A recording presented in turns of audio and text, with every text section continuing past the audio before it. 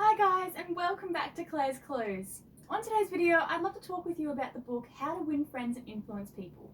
This is by Dale Carnegie.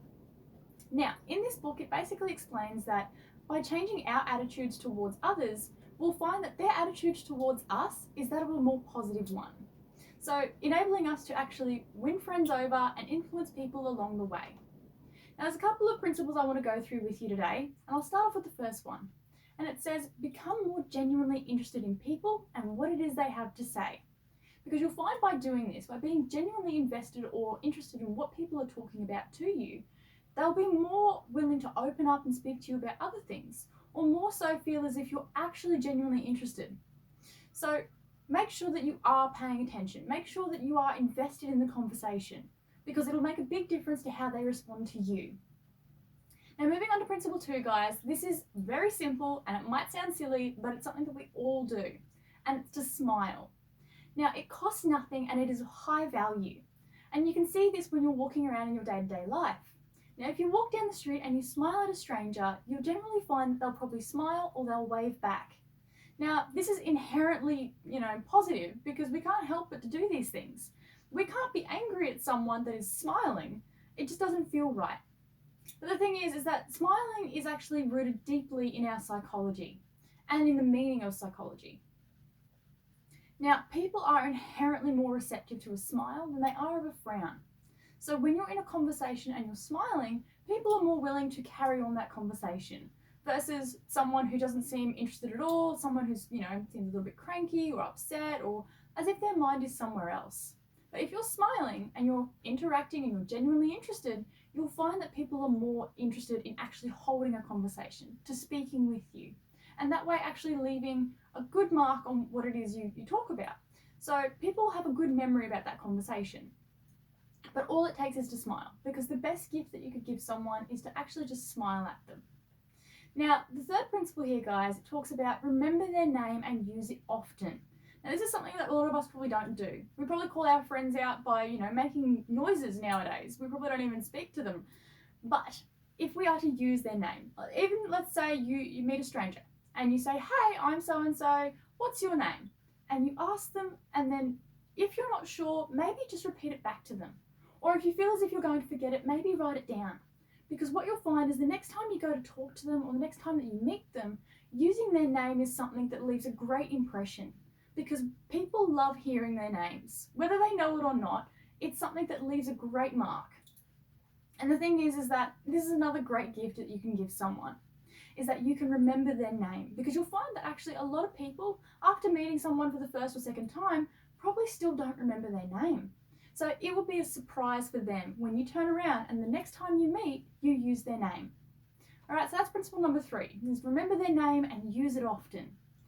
Now, principle number 4 here is about encourage people to talk about themselves. So make sure that when you're talking to someone, you're not just diving straight in and saying, oh, I did this and I went here on the weekend and I love doing these things.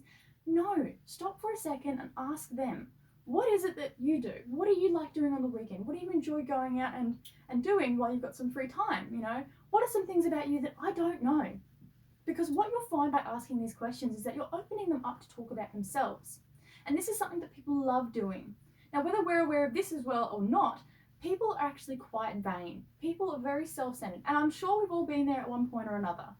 But we all do love indulging people in what we know about ourselves. Because the thing is that we love to share our stories. We love to share our dreams and our aspirations and inspirations. And we want people to know who we are. But the thing is, you can't do that if someone doesn't ask you. Or if you do start doing that, it's a bit, people are a bit unsure about you because you just like talking about yourself. But the thing is, if someone asks you, if someone comes up and says, hey, tell me a bit about you, people are more invested in that conversation because you actually genuinely seem as if you want to know. And don't forget to remember to smile while you're having a conversation with them, because it'll make such a big difference for them and for you as well, because for them, you actually seem to be wanting to have a conversation with them. You seem interested in them as a person, and you seem to care more about what it is that they do or what they enjoy versus just trying to get through the conversation so you can tell them, hey, I love doing these things, or I love going here. They don't really care too much about that. So leave that till the end. Leave that until they're done telling you their story. Because I'm sure you might have heard this before, but everyone has a story to tell. But people have to be asked. And they can't just come up to you and say, hey, I'm going to tell you my life story because I think you should hear it.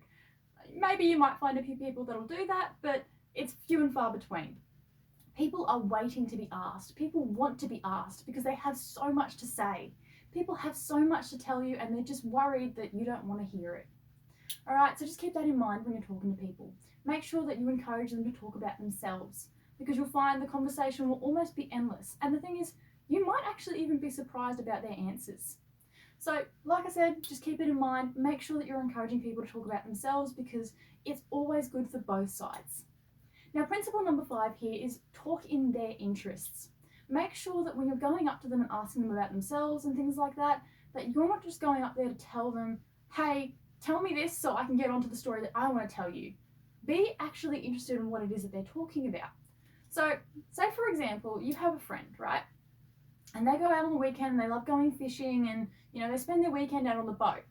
But instead, on the flip side, you're the kind of person that likes to stay at home. And you're the kind of person that would say, paint all over the weekend. And, just be nice and cozy inside the house. You don't want to go to your friend who goes out every weekend and say, hey, I don't go out, I do painting, I do this, I like these canvases and I like these paints and these are the really cool brushes that I just bought, and because they're not interested. They don't paint, they don't take interest in art or anything like that. They like to go out on the weekend and go fishing.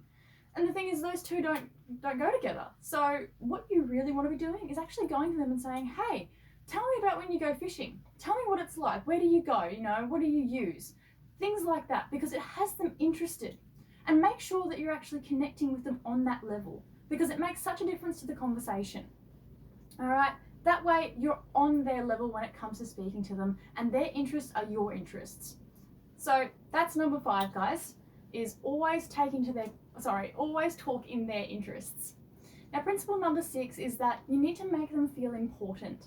Make them feel as if what it is that they're saying is important to you and that you care about them. So when you do meet someone or when you're catching up with a friend or something like that, or a family member, get them to teach you something because it actually makes them feel as if they can provide value to you. They're actually doing something that benefits you, making them feel good along with you learning something in the process. And that's the thing. There is something to learn from everyone. It doesn't matter who they are, what age they are, or, from what ethnicity they come from, or, if they have a religion or not. It does not matter. Ask someone what it is about themselves that they like, or ask them what's something unique that you do, or maybe you have a whole bunch of different questions. But whatever it is, I'm sure you can learn something from someone. Doesn't matter who it is, because everyone, like I said before, everyone has a story. All right, guys. So I'll quickly run back over that with you and do a recap. The first principle here is that you need to become genuinely interested in people and what it is that they have to talk about. So what it is they're saying to you. So that's principle number 1.